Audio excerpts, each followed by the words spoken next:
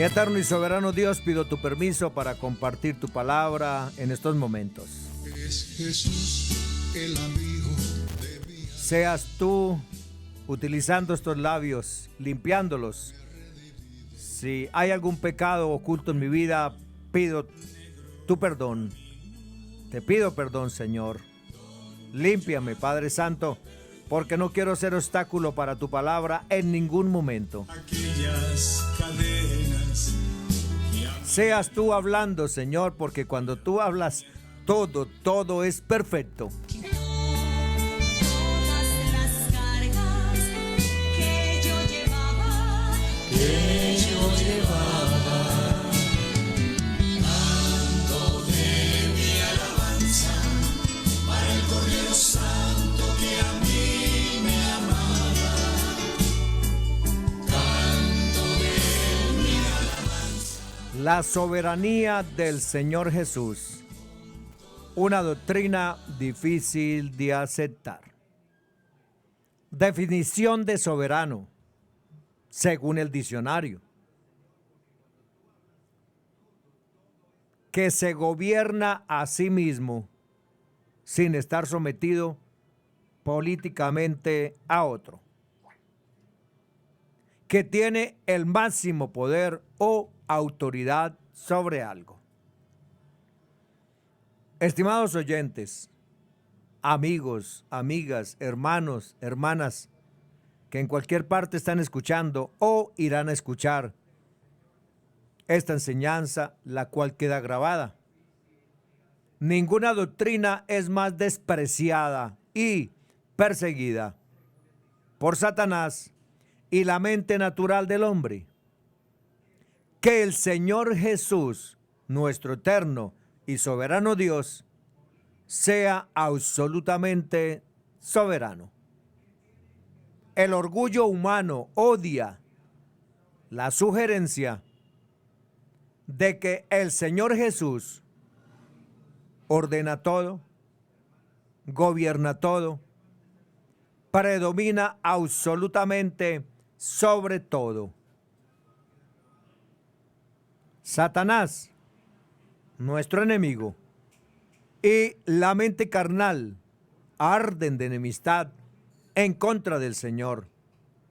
Aborrecen la enseñanza bíblica de que nada ocurre sino lo que sea según sus decretos eternos.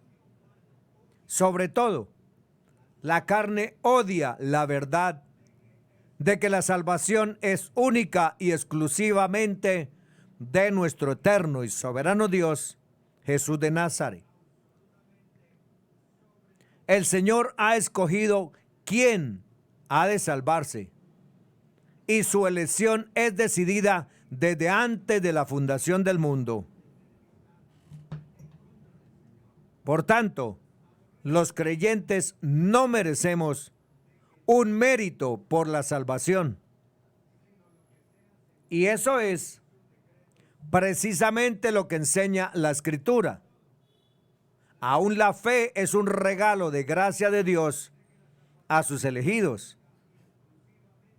El Señor Jesús mismo dijo: ninguno puede venir a mí si no le fuere dado del Padre.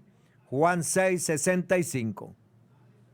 Nadie conoce al Hijo sino el Padre, ni al Padre conoce alguno sino el Hijo, y aquel a quien el Hijo lo quiera revelar.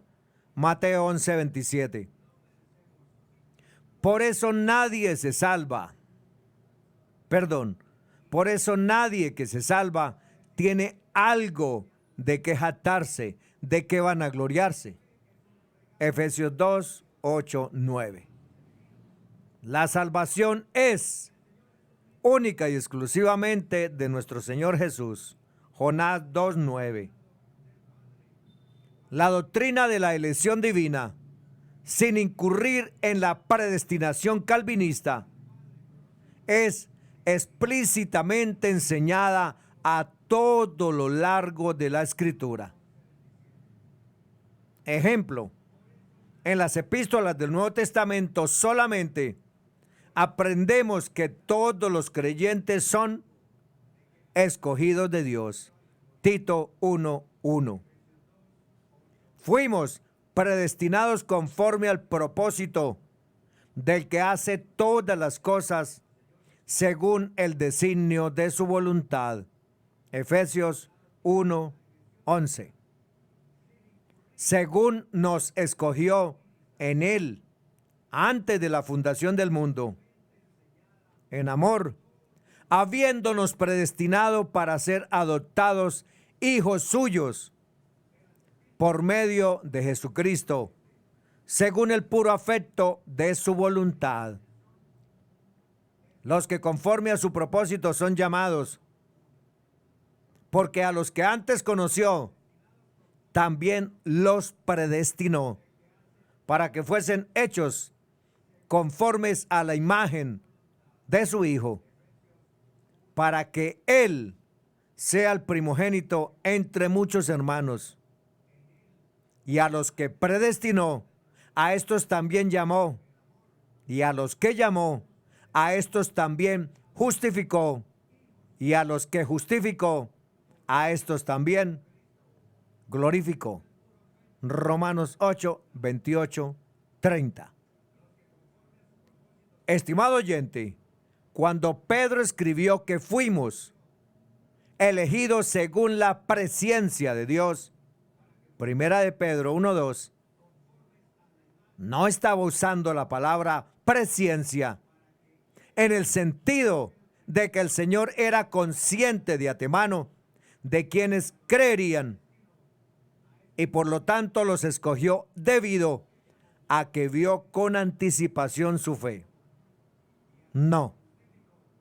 Más bien, Pedro quiso decir que el Señor determinó conocerlos, determinó amarlos y determinó salvarlos desde antes de que el tiempo comenzase. Y Él los escogió sin considerar alguna cosa buena o mala que podrían hacer. Miremos que esos versículos explícitamente manifiestan que la elección soberana de Dios es hecha según el puro afecto de su voluntad y conforme al propósito del que hace todas las cosas según el designio de su voluntad. Es decir, no por ninguna razón ajena a Él mismo. Él no escogió a ciertos pecadores para salvarlos por algo digno de alabanza en ellos o porque Él previó que le escogerían. Él los escogió solamente porque le complació hacerlo. El Señor anuncia lo por venir desde el principio. Mi consejo permanecerá y haré todo lo que quiero. Isaías 46:10. Él no está sujeto a las decisiones de los demás. Sus propósitos de escoger a algunos y rechazar a otros están escondidos en los consejos secretos de su voluntad. Santiago 4:12. Uno solo es el dador de la ley, que puede salvar y perder. Pero tú, ¿quién eres para que juzgues a otro? Además, todo lo que existe en el universo existe porque el Señor lo permitió, porque el Señor lo decretó y porque el Señor lo llamó a la existencia. Nuestro Dios está en los cielos. Todo lo que quiso ha hecho. Salmo 115:3. Todo lo que el Señor quiere, lo hace. En los cielos y en la tierra, en los mares y en todos los abismos. Salmo 135:6. Él hace todas las cosas según el designio de su voluntad. Efesios 1:11. Porque de Él, y por Él, y para Él, son todas las cosas. Romanos 11:36. Para nosotros, sin embargo, solo hay un Dios, el Padre, del cual proceden todas las cosas, y nosotros somos para Él, y un Señor, Jesucristo, por medio del cual son todas las cosas, y nosotros por medio de Él. 1 Corintios 8:6.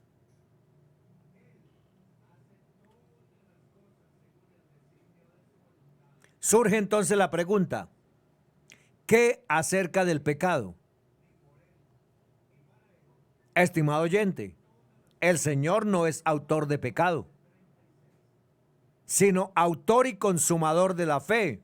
Pero Él ciertamente en su soberanía permitió la desobediencia que introdujo el pecado al mundo para manifestar su justicia. No es integral a su decreto eterno. Su decreto eterno es el mandamiento eterno de reunir todas las cosas en Cristo. Salmo 2:7, Romanos 16:25-26. Y la redención por el pecado nos muestra el precio pagado, borrado y sepultado. Nuestro Dios, nuestro Creador, tiene un propósito para permitirlo. Ese propósito lo llama la Escritura, la determinación eterna hecha por Dios en Cristo. Efesios 3:1-11. Él no puede ser culpado del mal o contaminado por su existencia. 1 Samuel 2:2. No hay santo como el Señor. Al Salvador ciertamente no le tomó por sorpresa, ni fue incapaz de detener el pecado cuando entró en el universo. Lucas 10:18. Y Él les dijo: yo veía a Satanás caer del cielo como un rayo. Hebreos 10:4-10 dice: porque la sangre de los toros y de los machos cabrios no puede quitar los pecados, por lo cual, entrando en el mundo, dice: sacrificio y ofrenda no quisiste, mas me preparaste cuerpo. Holocaustos y expiaciones por el pecado no te agradaron.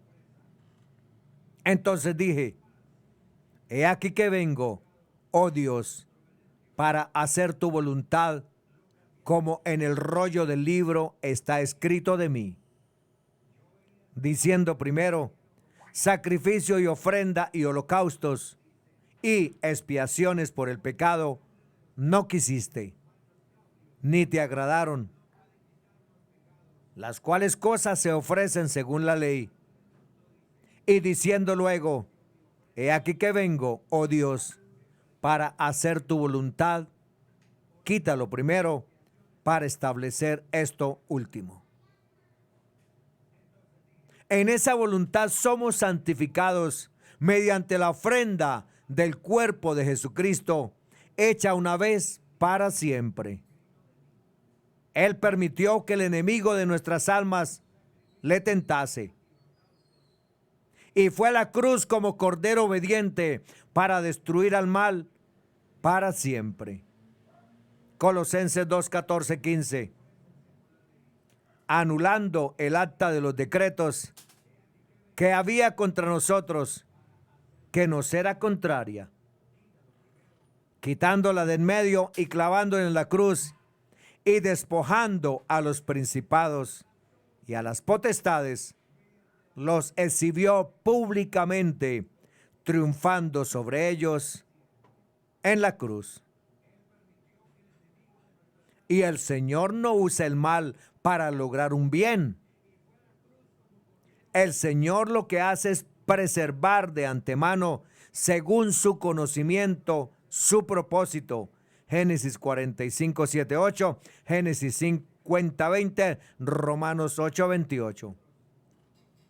Sin embargo, ante la acometida del mal por el enemigo de nuestras almas y la iniquidad del hombre, nos preguntamos, ¿cómo pueden suceder estas cosas?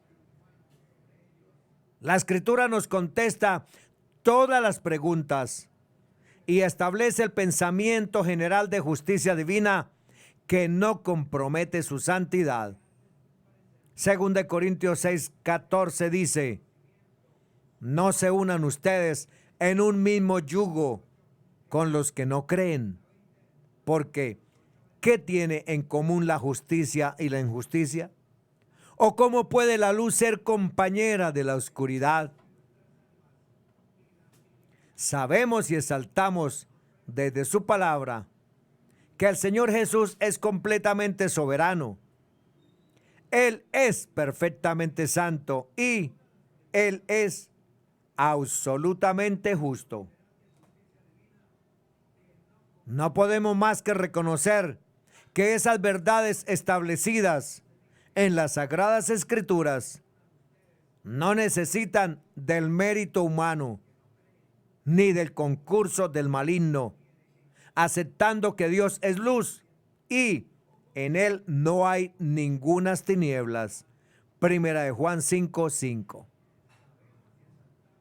El Señor gobierna todas las cosas y en su voluntad escoge a quienes han de ser salvos por la obediencia a su palabra y su mensaje. Juan 12:48. El que me rechaza y no recibe mis palabras, tiene quien lo juzgue. La palabra que he hablado, esa lo juzgará en el día final.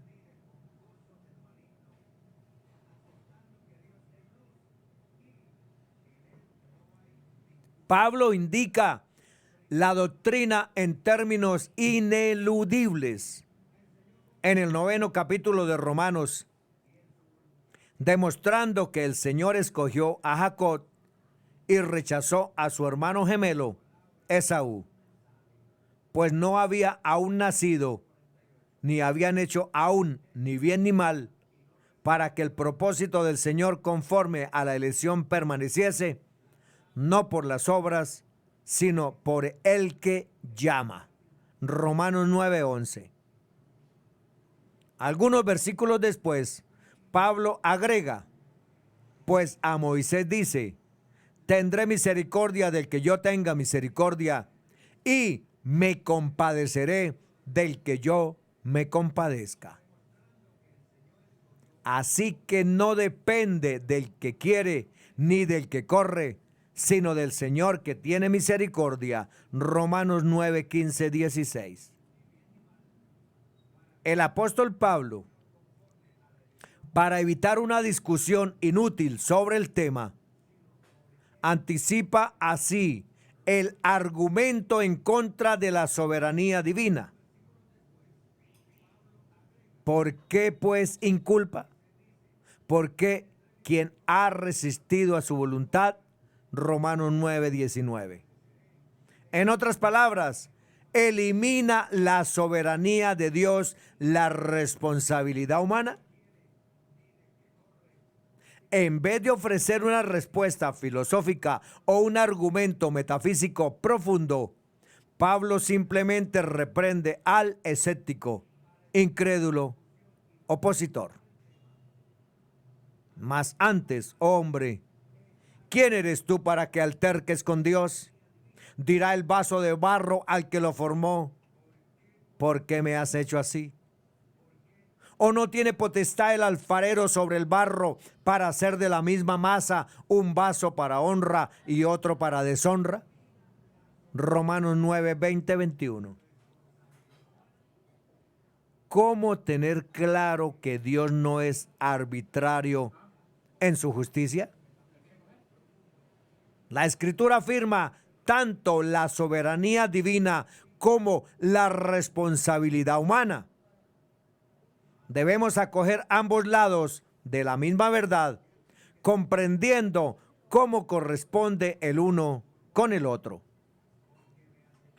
Comparemos las escrituras y encontremos la verdad general del tema. Éxodo 5, 1, 8 dice: Después Moisés y Aarón entraron a la presencia de Faraón y le dijeron: Jehová, el Dios de Israel, dice así: deja ir a mi pueblo a celebrarme fiesta en el desierto. Y Faraón respondió: ¿quién es Jehová? Para que yo oiga su voz y deje ir a Israel. Yo no conozco a Jehová, ni tampoco dejaré ir a Israel. Y ellos dijeron: el Dios de los hebreos nos ha encontrado. Iremos, pues, ahora, camino de 3 días por el desierto, y ofreceremos sacrificios a Jehová nuestro Dios, para que no venga sobre nosotros con peste o con espada.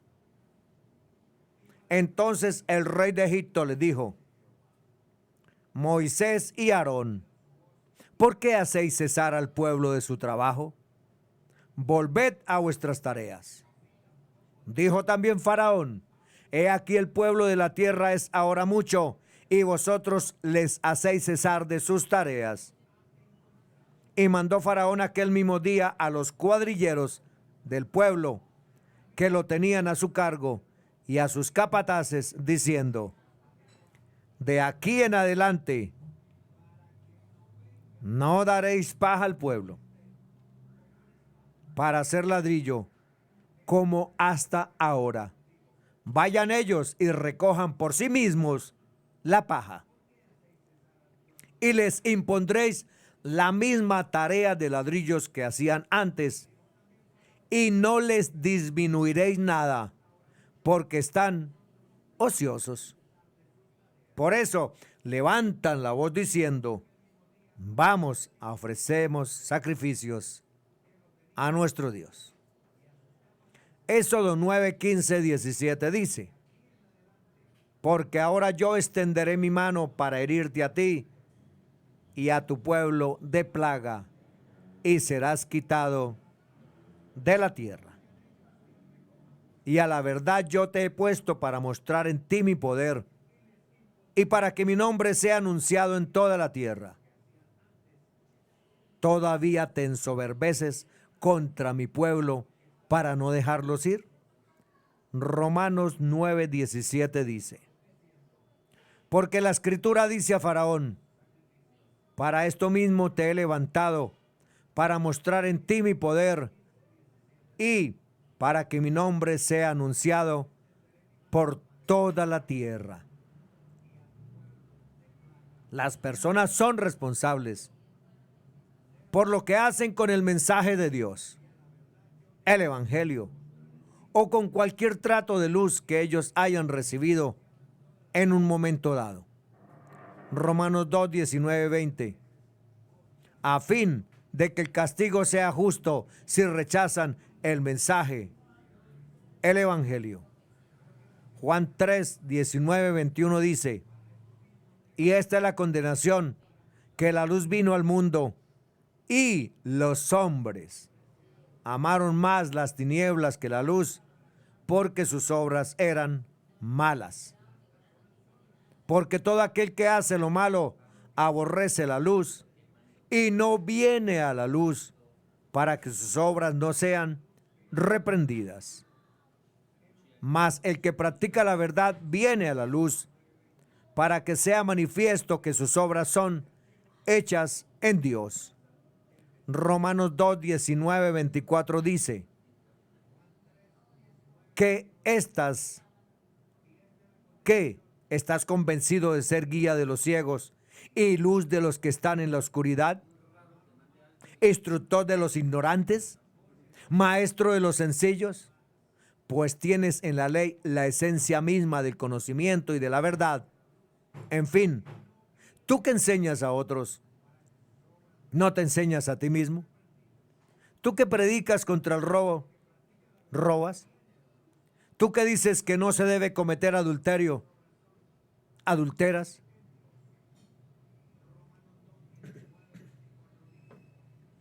Tú que aborreces a los ídolos, robas de sus templos. Tú que te jactas de la ley, deshonras a Dios quebrantando la ley. Así está escrito: por causa de ustedes se blasfema el nombre de Dios entre los gentiles. 2 Timoteo 2:20. Ahora bien, en una casa grande no solamente hay vasos de oro y de plata, sino también de madera y de barro, y unos para honra y otros para deshonra. Por tanto, si alguno se limpia de estas cosas, será un vaso para honra, vaso santificado, útil para el Señor, preparado para toda buena obra. Aquellos que rechazan la oportunidad o el mensaje, lo hacen voluntariamente, de tal modo que el Señor y Maestro lo describe claramente así: y no queréis venir a mí para que tengáis vida. Juan 5:40. También dijo esto sobre los incrédulos: porque si no creéis que yo soy, en vuestros pecados moriréis. Juan 8:24. Estimado oyente, un ejemplo sobre la soberanía divina y la responsabilidad humana es notorio cuando dijo: todo lo que el Padre me da vendrá a mí, y al que a mí viene no le echo fuera. Juan 6:37. Y esta es la voluntad del que me ha enviado, que todo aquel que ve al Hijo y cree en el Hijo tenga vida eterna, y yo le resucitaré en el día postrero. Juan 6:40. De cierto os digo, el que cree en mí tiene vida eterna. Juan 6:47. Por eso os he dicho que ninguno puede venir a mí, si no le fuere dado del Padre. Juan 6:65. Solo los necios, los tontos, los rebeldes, los simples, contradictores y opositores sin causa, siendo criaturas caídas y pecaminosas, como todos los seres humanos en tinieblas, imaginan tener una medida muy alta de la que es correcta, tratando de anular, desmentir y opacar la gloria de Dios, quien es infinito y eternamente santo. Surge una pregunta: ¿qué clase de orgullo es ese? ¿De un vaso frágil de barro?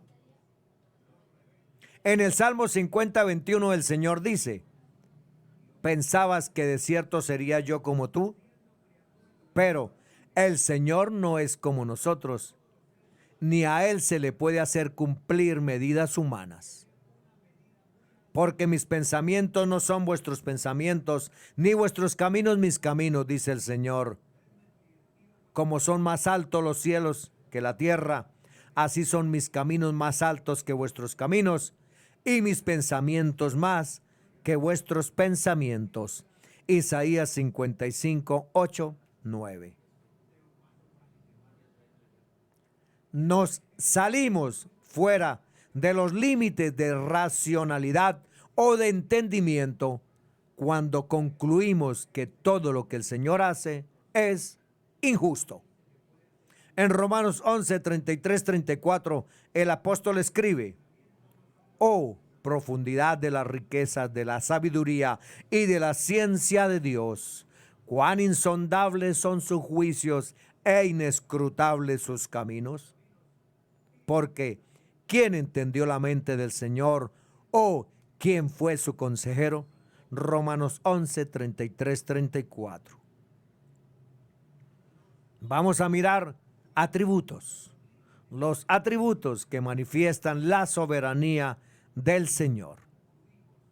Atributos son aquellas características propias que competen a Dios, que se derivan de su propia esencia y que pueden conocerse y formularse claramente según las reglas de la analogía, es decir, modos libres de observar de Dios, entendiendo con esto aquellas propiedades del ser de Dios que se nos manifiesta en la historia de la salvación.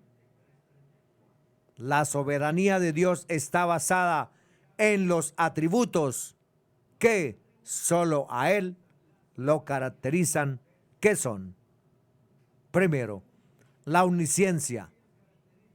Es la capacidad de Dios de conocer todas las cosas.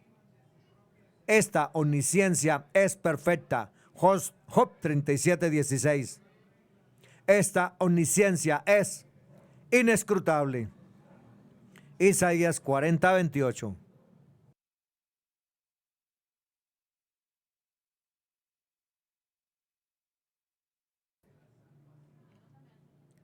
Su conocimiento no tiene comparación con nada creado.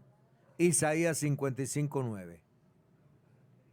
Esta omnisciencia le permite examinar y escudriñar todo en su creación. Jeremías 7:10. Esta omnisciencia le permite conocer a su creación hasta en lo más mínimo. Salmo 139:1-4. La omnisciencia de Dios le da la capacidad de que se nos escape, la omnisciencia de Dios le da la capacidad de que no se le escape nada a su conocimiento. Job 31:40, Job 24:23. Segundo, la omnipotencia. Es el poder, la autoridad y el control soberano que ejerce Dios sobre el orden creado. Su poder todo lo pueden ver. Job 42:2, Romanos 1:19-20. Su poder no tiene límite. Lucas 1:37. Su poder es incomprensible para el hombre. Lucas 18:27. Nadie se puede interponer ante el poder de Dios. Job 42:2. Él dio a conocer su poder al hombre. Génesis 17:1. Su poder exige obediencia y honradez de parte del hombre. Génesis 17:1. Como podemos ver, nuestro Dios es soberano, no solamente por ser el creador de todas las cosas. Él es soberano porque en sí mismo, en su esencia, tiene los atributos que lo hacen ser lo que es: Dios Todopoderoso. De Él no se escapa nada, ya que todo lo sabe, todo lo conoce, no porque consulte el futuro, sino porque Él ha determinado todo según el afecto de su voluntad. Y esa capacidad, ese poderío, lo hace soberano de toda su creación, ya que es suya. La conoce y su plenitud cumple su propósito y su poder es ilimitado, que los reyes y autoridades del mundo tiemblan ante su presencia, ante su poder. Lo que se propone lo hace, y no existe poder en la tierra que pueda debatir con él. Él conoce. El conocer estos atributos de nuestro Dios y soberano nos da consuelo, seguridad de que Él sabe lo que hace y por qué lo hace, ya que su conocimiento es perfecto y sabio y sus juicios son justos. Todo lo que Él hace en su poder es para nuestro bien. Amén. Bendiciones para todos. En el nombre que es sobre todo nombre, Jesús de Nazaret.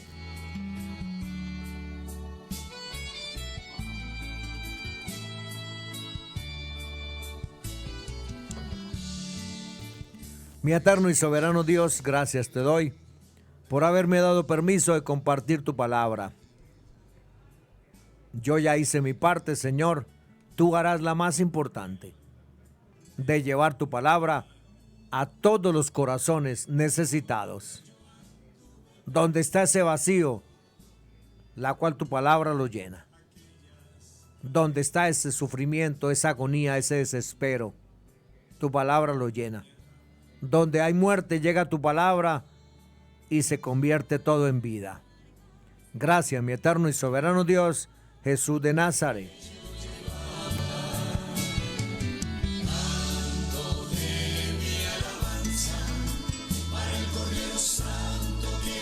Bendito por los siglos de los siglos.